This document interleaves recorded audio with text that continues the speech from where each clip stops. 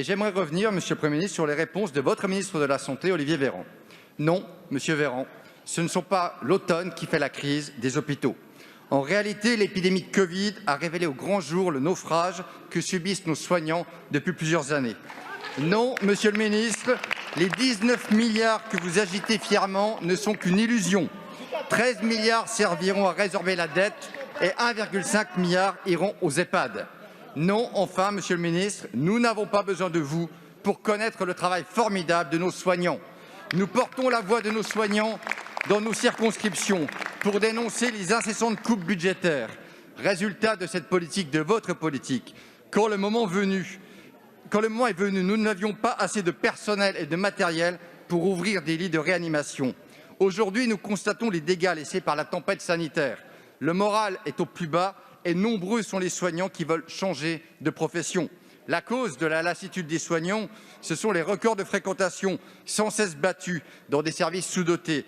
C'est l'angoisse de ne pas pouvoir soigner tout le monde. C'est le manque de mobilité de la profession. Ce sont les déserts médicaux qui progressent et l'absence totale de considération. C'est pour cela que 15% des infirmiers et aides-soignants sont partis alors que 22% des postes demeurent vacants. Il nous faut, Monsieur le Premier ministre, une vision pour la santé.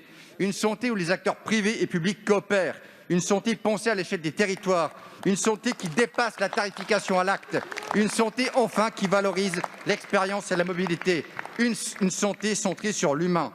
Après la réforme creuse de Ma Santé 2022, un pacte refondation des urgences qui n'aboutit à rien, un Ségur de la déception, quelle réforme technocratique allez-vous encore nous proposer avant de recentrer la santé sur l'humain? Merci. La parole est à Monsieur le Premier ministre. Oui, je réponds. Merci, Monsieur le Président. Mesdames et Messieurs les députés, Monsieur le député, je vous ai écouté avec beaucoup d'attention. J'espérais jusqu'au bout des propositions opérationnelles. Il n'en est pas venu. Oui. Alors, mais si vous voulez, il y a des gens qui nous écoutent. J'aimerais comprendre. Premièrement, vous dites, mais oui, l'hôpital est épuisé, l'hôpital est en difficulté, notre système de santé est en difficulté parce que des moyens suffisants ne lui ont pas été donnés. Bien.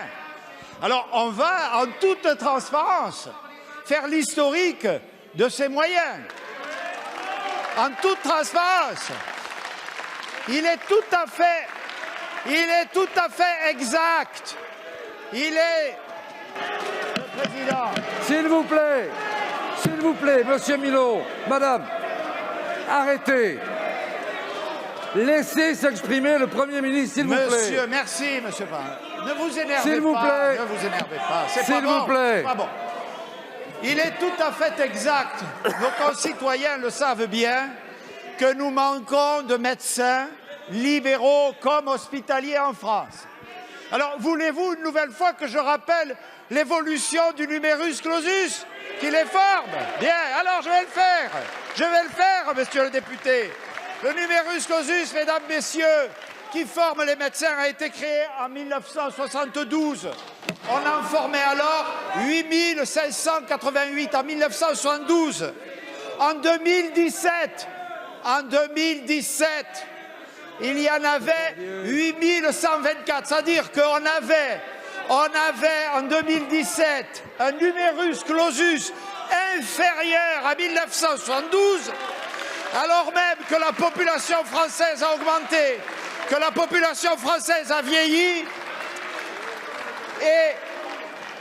et que les pratiques médicales ont changé. Ça veut dire, monsieur le député, que nous devons être humbles, car nous sommes collectivement responsables de cette situation. Et vos accusations ne sont pas dignes. Je vous le dis. Je pourrais donner les chiffres de l'ONDAM. Vous osez dire que le Ségur de la santé, 19 milliards pour l'investissement, 9 milliards pour les rémunérations, le plus gros effort jamais fait depuis la création de la sécurité sociale. Mais que ne l'avez-vous fait? Que ne l'avons-nous fait avant? Enfin, évidemment, cet effort est indispensable. Et je ne doute pas que vous voterez la loi de finances pour 2022 qui accroît cet effort juste et légitime, un rattrapage indispensable pour notre système de santé.